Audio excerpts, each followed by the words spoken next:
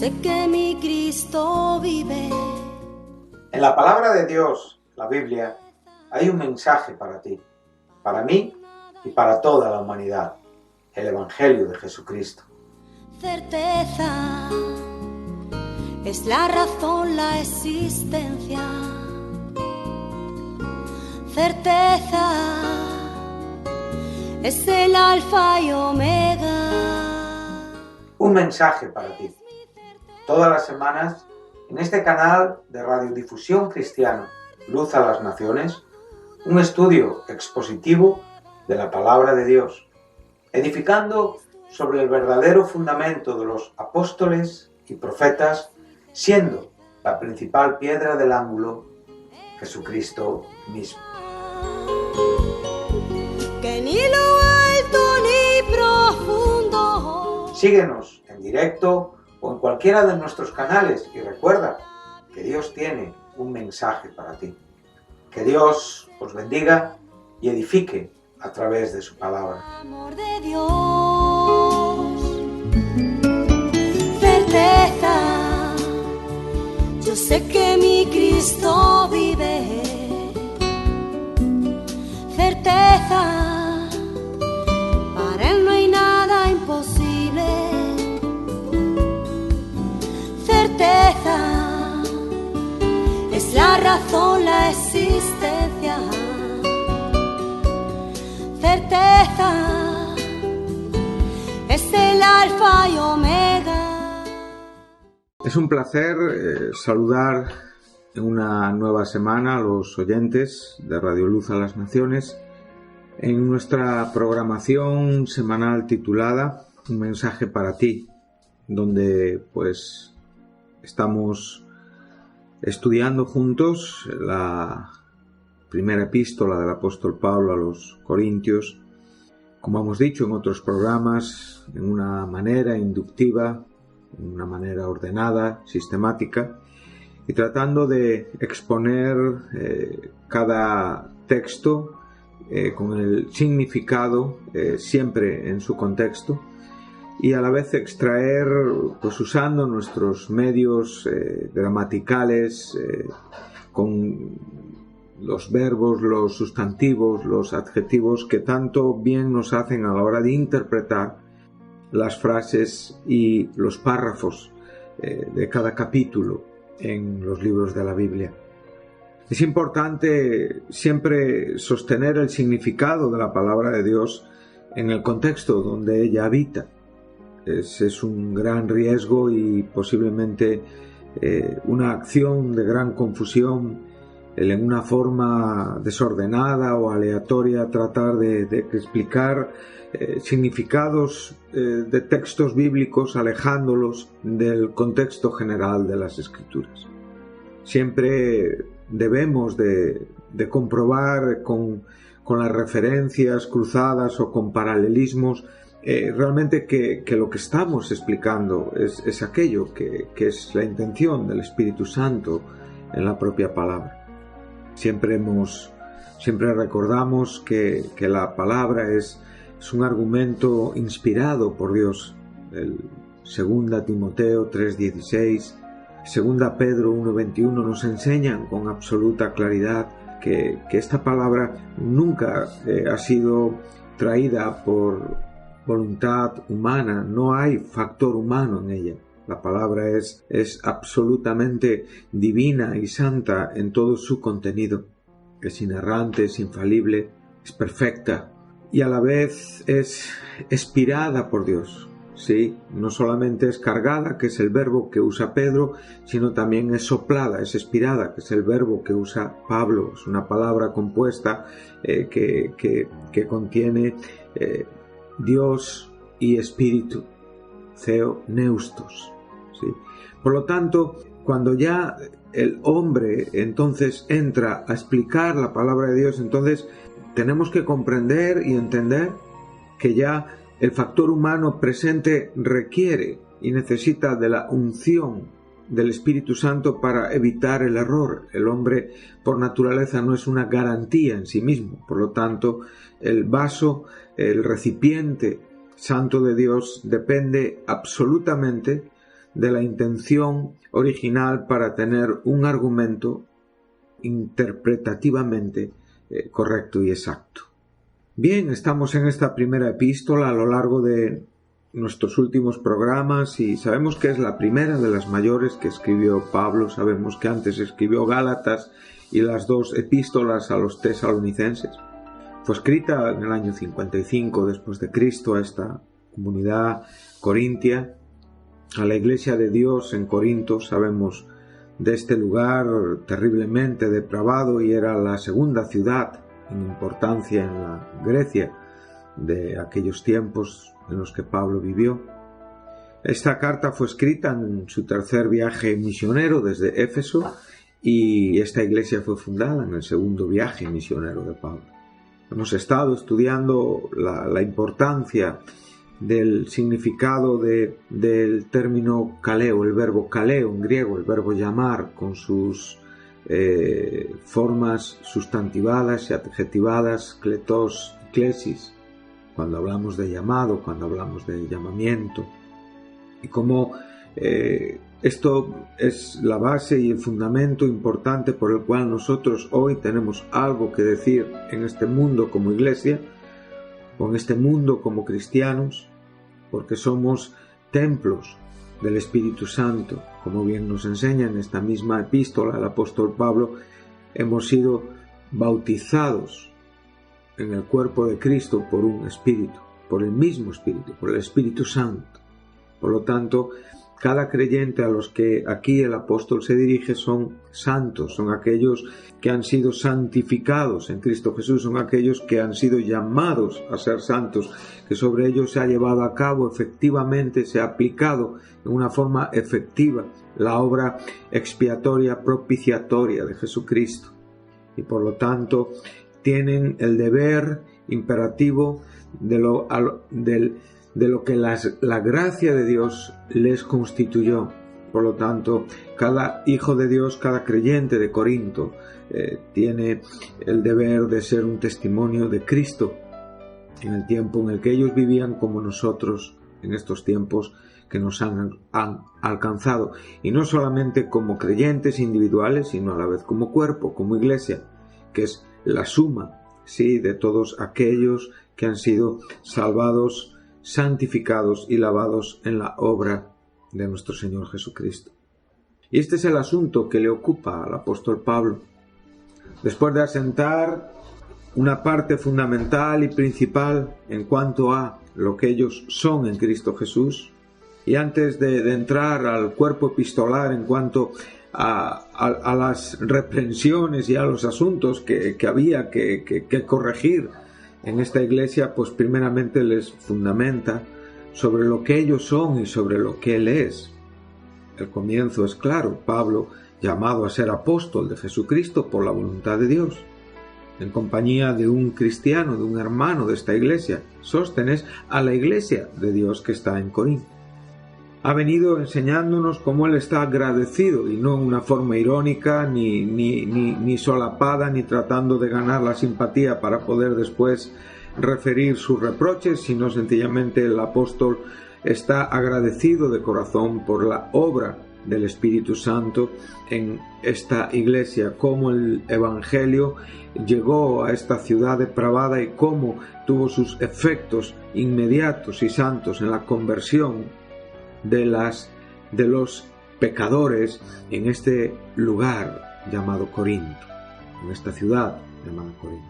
Entonces aquí ya no se está dirigiendo al pueblo perdido, a aquellos que son incrédulos, ya se está dirigiendo a estos santos por los cuales da gracias evidentemente por la gracia que han recibido en Cristo Jesús, por su salvación. Da gracias por todo aquello que ha provenido de la obra en sus corazones, de cómo han sido llenos de capacidades, de dones para poder comprender, para poder relacionarse, para poder saber cómo tienen que vivir. O sea, el testimonio de Cristo en nuestros corazones, o sea, el ser llenos del Espíritu Santo es para poder tener una comprensión espiritual. Por eso claramente les dice que fueron enriquecidos primeramente y fundamentalmente en toda palabra y en toda paciencia. Esto tiene que ver con asuntos espirituales. Claro que incluimos también pues todas las bendiciones materiales, el abrigo, el sustento, la comida, lo necesario para vivir,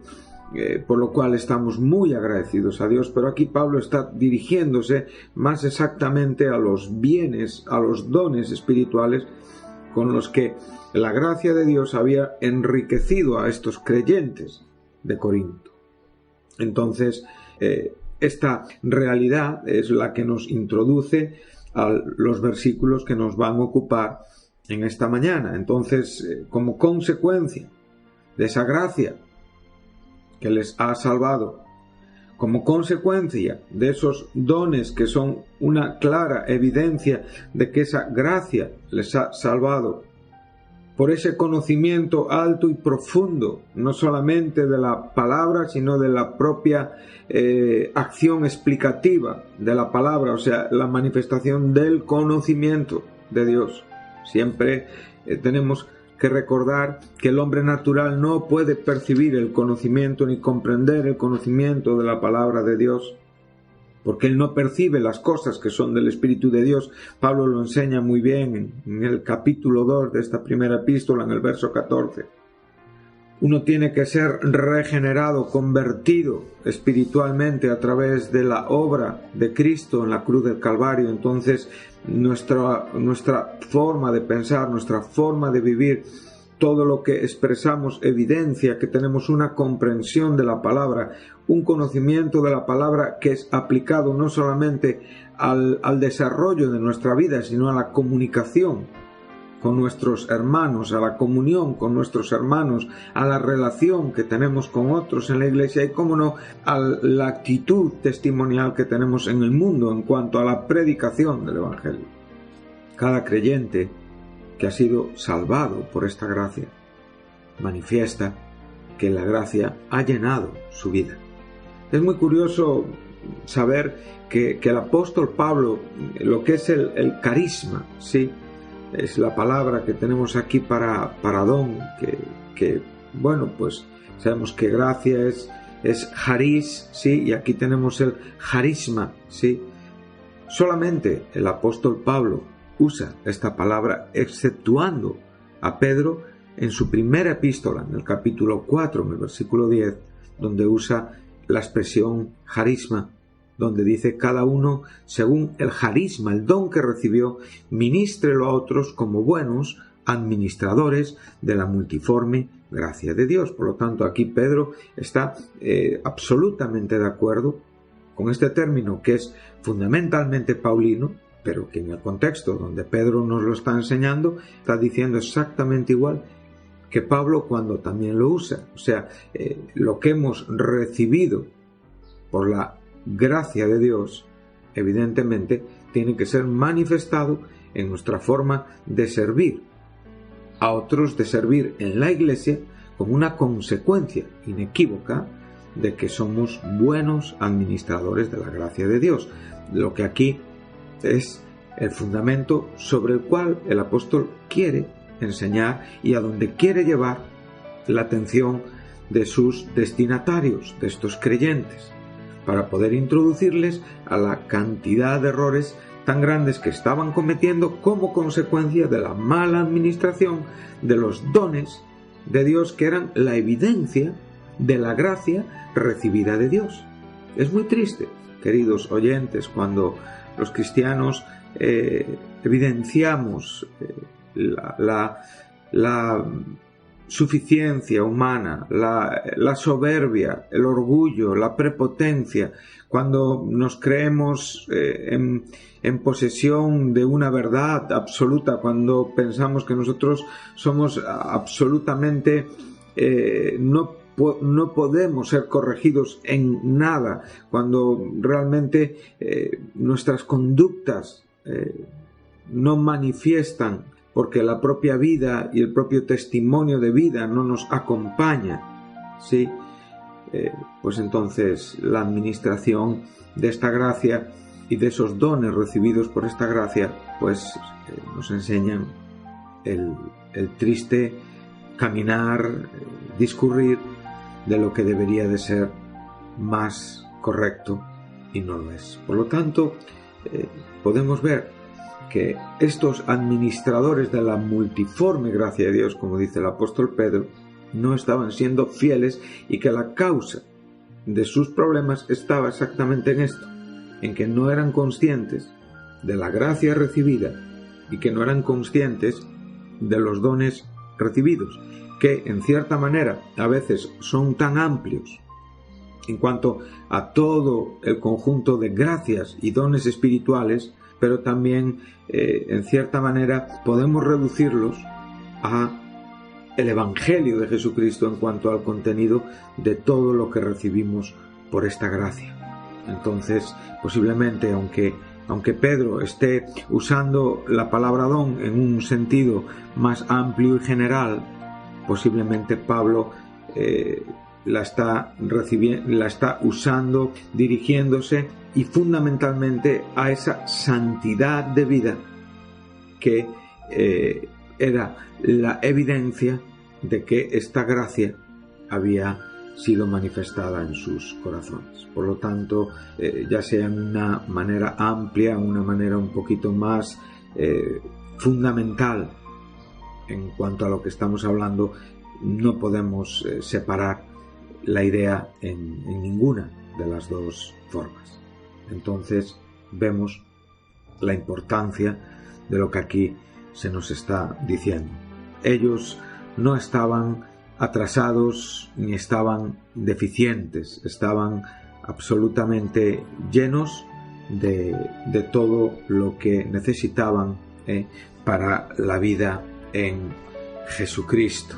Me gusta muy bien cómo Pedro lo presenta y dice en su segunda epístola, en el capítulo 1, en el verso 3, como todas las cosas que pertenecen a la vida y a la piedad nos han sido dadas por su divino poder mediante el conocimiento de aquel que nos llamó por su gloria y excelencia.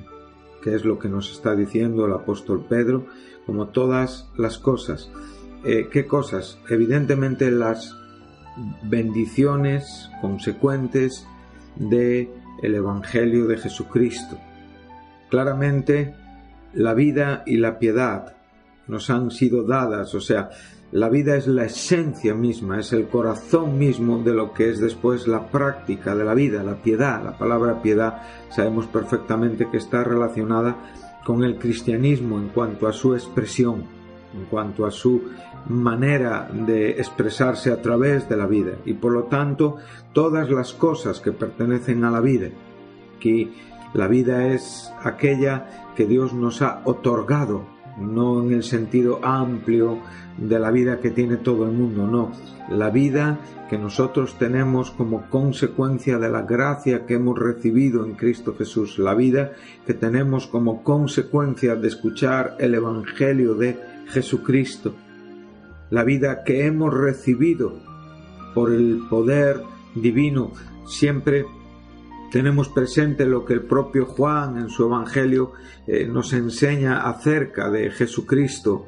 Él era la vida, en Él estaba la vida, Él es la vida, Él es el Verbo, Él es Dios. Sí, y con absoluta claridad nos enseña cómo en Él estaba la vida, y esta vida era luz de los hombres. O sea, la vida estaba en el Verbo. El Verbo es Dios, el Verbo es Jesucristo. Y todo aquello relativo a la vida que Él tiene y otorga en Él mismo. Él es el Señor de la vida, como también es Señor de la vida espiritual. Él es la gracia en cuanto a la expresión. Todo lo que Él proviene, todo lo que proviene de su corazón hacia nosotros es gracia. Y esa gracia es la que nos otorga la vida por su divino poder, y nos dice mediante, o sea, el medio es el conocimiento de aquel que nos llamó por su gloria y excelencia. Por lo tanto, aquí tenemos claramente que la vida es conocida y es experimentada por el conocimiento del Evangelio que nos presenta a aquel que es Jesucristo. Él es la causa realmente, y en cierta manera el propio efecto de esa causa sigue también siendo Él. Él es la gracia, Él es el origen, Él es la razón y evidentemente es también la consecuencia, la vida que se manifiesta en nosotros, la piedad que se manifiesta en nosotros por su divino poder y mediante el conocimiento. Recordamos las palabras de Pablo a los Corintios, que habían sido enriquecidos en toda palabra y en todo conocimiento, claramente relativas, por supuesto, a la consecuencia del Evangelio, y en este caso el apóstol Pedro nos está diciendo exactamente lo mismo. Esta vida y esta piedad, todo aquello que es relativo, que pertenece y que nos ha sido dada por esta gracia y por su divino poder, es mediante el conocimiento de Jesucristo, de aquel que nos llamó por su gloria y por su excelencia. Por lo tanto, por medio de las cuales nos ha dado preciosas y grandísimas promesas, para que por ellas lleguemos a ser participantes de la naturaleza divina, habiendo huido de la corrupción que hay en el mundo a causa de la concupiscencia. Por lo tanto, vemos la grandiosidad, la preciosidad, el alcance de todo el contenido de la gracia. Es maravilloso cuando vemos la gracia en su sentido fundamental, cómo viene con un mensaje claro relacionado con la humanización de Jesucristo, su muerte en la cruz, su resurrección, todo lo que tiene que ver con su obra en favor de los pecadores, con su obra para obedecer la voluntad de Dios. Este es el punto de partida. La gracia, la gracia del carácter del Padre a lo largo del Antiguo Testamento adquiere su cenit, adquiere su máximo significado en la obra de Jesucristo en la cruz. Y podemos ver que esas preciosas y grandísimas promesas primeramente nos llevan a ser transformados en nuevas personas, a tener en nosotros la naturaleza de Cristo en nuestros corazones, evidentemente exceptuando la condición divina que nunca tendremos, pero nosotros hemos sido llamados a participar de esta naturaleza divina. Y esto es la transformación, esto es el nuevo nacimiento. Somos hechos conforme a la imagen de Cristo Jesús, en la misma manera que hemos traído la imagen del terrenal caído, en la misma manera que hemos traído la imagen de la vida que expresa la condición pecaminosa, en la misma manera en Cristo Jesús tenemos la imagen del celestial, con una condición celestial, con una naturaleza nueva, con unas expectativas nuevas, con una esperanza nueva, y con una seguridad y con una fe de que nuestra condición no solamente ya en esta vida es una garantía, tenemos, como estamos enseñando, el testimonio de Cristo confirmado en nuestros corazones. Recordamos que esta palabra griega, confirmado, es una expresión que indica garantizar la entrega de algo de lo cual ya se ha hecho el pago adelantado. Entonces, cuando nosotros hemos aceptado este Evangelio, cuando los corintios aceptaron el Evangelio paulino de Cristo, recibieron un pago al contado de riqueza espiritual que fue entregada tal como fue prometida. Y cuando Dios garantiza esta entrega, que es el que en el versículo 8 se nos enseña que Él confirmará otra vez y que Él es fiel, entonces sabemos que todo lo prometido está ya en tránsito. Qué preciosa verdad la que aquí estamos escuchando. Entonces vemos que por medio de esta gracia que hemos recibido, dice Pedro, nos ha dado preciosas y grandísimas promesas. Las promesas están fundamentadas en aquello que esperamos en Dios. Están relacionadas con la palabra esperanza, la espera confiada. Las promesas están relacionadas en la garantía de aquel que ha confirmado lo que nos ha otorgado y como consecuencia de lo que ya hemos recibido, que es lo que Cristo pagó en esa cruz para poder redimirnos, ¿sí? Para poder ser libres, ¿sí? Para poder ser rescatados de esa manera vana de vivir.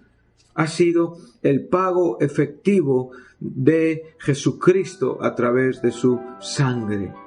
Él es el que garantiza no solamente aquello que Dios promete a través de Él, no es solamente aquel que cumple la exigencia para poder ser receptores de las promesas de Dios, sino también es el que garantiza que lo prometido, o sea, todavía la experiencia futura, escatológica, en cuanto a lo que ya hemos recibido y que es la seguridad de que lo que viene está en camino, evidentemente nos está enseñando que es un argumento absolutamente seguro. Primeramente, por la condición.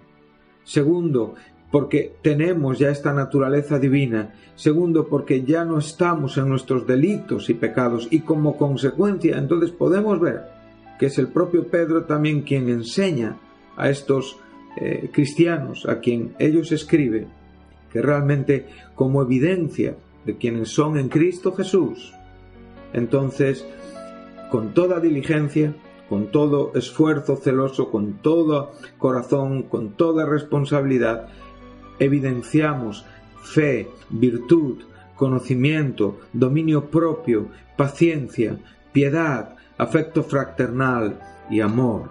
Porque estas conductas, estas evidencias de vida santa, nos enseñan que estando en nosotros y abundando, no estaremos ni ociosos ni sin fruto en cuanto al conocimiento de nuestro Señor Jesucristo. Entonces es lo que aquí el apóstol está tratando de enseñar a los corintios, exactamente igual que Pedro está enseñando a estos cristianos a quien él está escribiendo.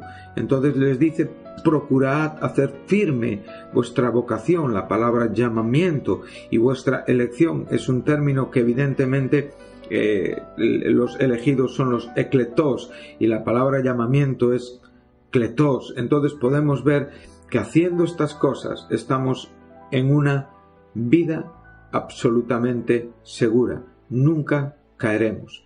Y de esta manera se nos está otorgando una amplia y generosa entrada en el reino eterno de nuestro Señor y Salvador Jesucristo. Por lo tanto, es lo que Pablo también enseña en su primera epístola en cuanto a que este testimonio ha sido confirmado y que no falta ningún don, aguardando y esperando, evidentemente, todo aquello que está en camino, la manifestación de nuestro Señor Jesucristo. Qué preciosas declaraciones y qué bonito lo que aquí estamos aprendiendo juntos, queridos oyentes. Por lo tanto, buscando aplicar un poquitín lo que hemos estado estudiando, pues podemos resumirlo en esta manera. Primeramente, el fundamento es la gracia que nos ha salvado.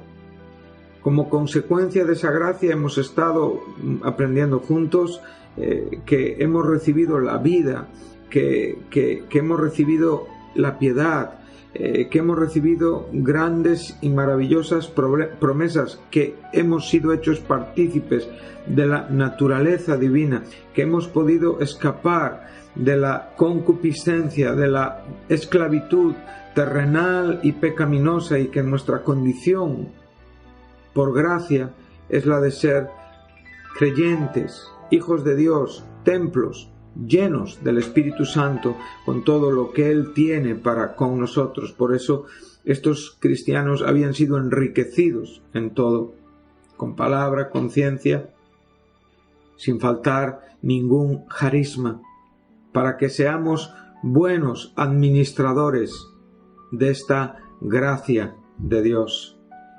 teniendo lo suficiente y lo fundamental para poder vivir una vida esperanzada en ese testimonio que ha sido confirmado. Recordamos este verbo, sí, que significa garantizar lo que está por entregar mediante el pago que ya se ha adelantado. Por lo tanto, Cristo es la garantía de lo que ya hemos recibido y, por supuesto, de lo que esperamos. Por lo tanto, sabemos perfectamente que cuando nosotros comprendemos estas cosas, nuestra forma de vivir, nuestra idea de la vida, nuestra forma de conducirnos, comportarnos en la casa de Dios, la iglesia del Dios viviente, columna y baluarte de la verdad, evidentemente sería muy diferente.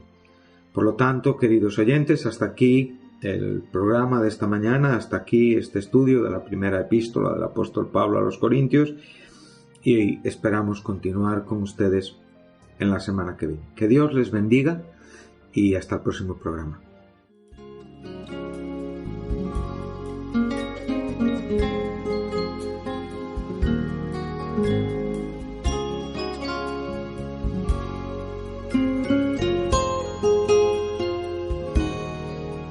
Certeza, yo sé que mi Cristo vive. Hasta aquí nuestro programa de hoy, un mensaje para ti. Si te gustó, si estás interesado en conocer más a Dios y saber más de su palabra, llámanos. 968-117-107 es el teléfono de Radio Luz a las Naciones. Si no tienes una Biblia y quieres conseguir una, te enviaremos sin compromiso un ejemplar de la misma. Puedes descargar este programa o volver a escucharlo en la página web de Radio Luz a las Naciones, www.fmradioluz.com. Recuerda, Cristo está cerca. Todos los sábados hay un mensaje para ti.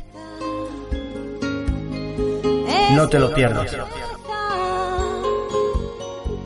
Que ni lo alto ni profundo, ni la muerte ni la vida podrán separar.